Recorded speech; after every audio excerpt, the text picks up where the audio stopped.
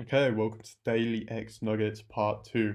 I'm going to split this up a bit more, but the last one, it got 6 viewers who actually watched the video, and that got 100% retention. So this video is specifically for those 6 viewers who actually watched through the whole thing.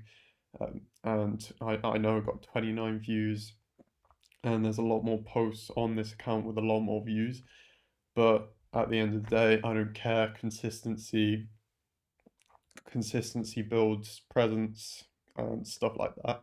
So for those 6 people who were with me for that video, thank you. And I've got quite a good one today. So the thing is, the people who are following me are, well, there's a couple of appointment setters, but there's not that many other closers who are following me. It is mostly system operations, writers, stuff like that, like just the normal Twitter entrepreneur stuff.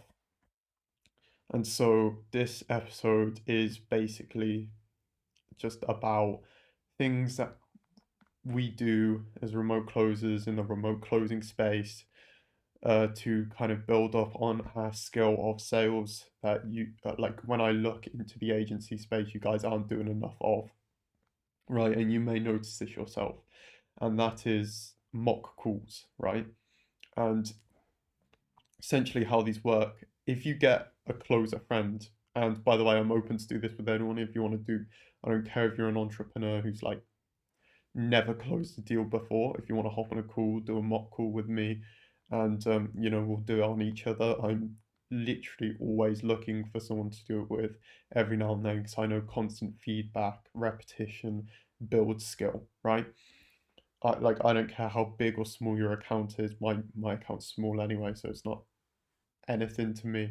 So if you want to do that 100%, do mock calls, do it with your entrepreneur buddies, do it with, if you can find another high ticket closer, remote closer, whatever, who's willing to do it with you, do it with them because they'll probably have the best feedback to bring to the table as well. And then when you've got the time, go back and release. What am I saying? Sorry. Go back and watch over it, write notes on yourself, pick up on things. Honestly, it's the quickest way to improve. When I first started, the difference between my literal first and second mock sales call was astronomical, like seriously astronomical. I didn't even close the first one, I smashed the second one. So essentially, get yourself a mock call partner, and this is how you want to structure it. Obviously, have your framework, script, whatever written out. Don't follow a script, follow a framework, have lines you want to remember written out so you can quickly glance over, but have a framework instead of a script. And you want to start the call, you want to give yourself like false identities, and you can make up the goals and pain points along the way, and like really get in character with the false identities. And then you want to kind of gather an idea because sell a different thing every time and sell to a different person. It might be the same actual person, but a different persona every time. And just make a completely different, change accent if you need to, because truthfully, you have no clue who you're gonna sell to next. So if you're selling to the same person over and over again, or same persona over and over again, then you're never going to be able to face up against the element of surprise that you might get in an actual sales call, right? Which is very, very common. Now, 2 things before we end this video. Got a quote from a book I'm reading. I fucking love this book so far. It is the key to living the law of attraction. Conor McGregor read it and attributed his success to it, and it's another just highly recommended book in like kind of like the higher up space, but not that many people talk about it, and it's just absolutely amazing. Now this has been really useful for me for like even just destroying habits and like the really really small things. So it's a quote I highlighted here. It says your mind works in pictures. So if you say I don't want to be mad, you are creating a picture and the vibration of being mad. The universe only receives a frequency of mad and responds to that. You must focus on the opposite of what you don't want. in this case, it would be a better choice to say, I want to be more loving and accepting of the way things are. Now, does this mean don't think bad at all?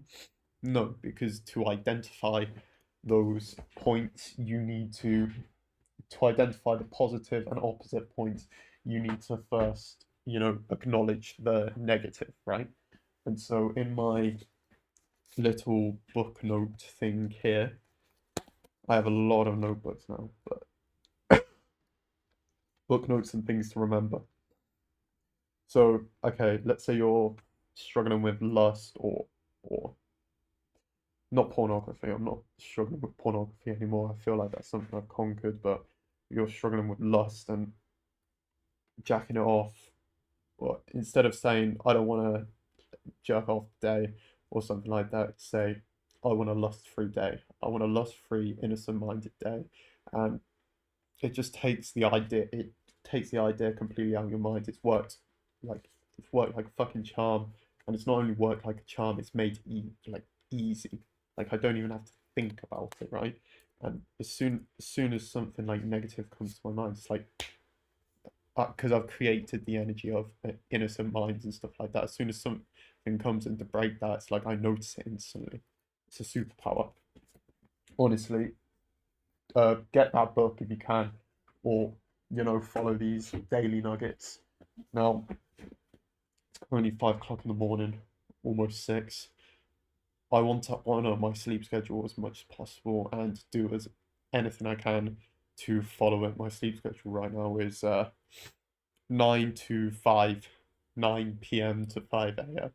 And last night I couldn't fall asleep, probably because I had too much coffee in the day. I had double espresso and a flat Americano just like during midday. So I'm gonna limit my caffeine to like no more caffeine after 10 a.m. and 2 cups of just normal instant coffee a day.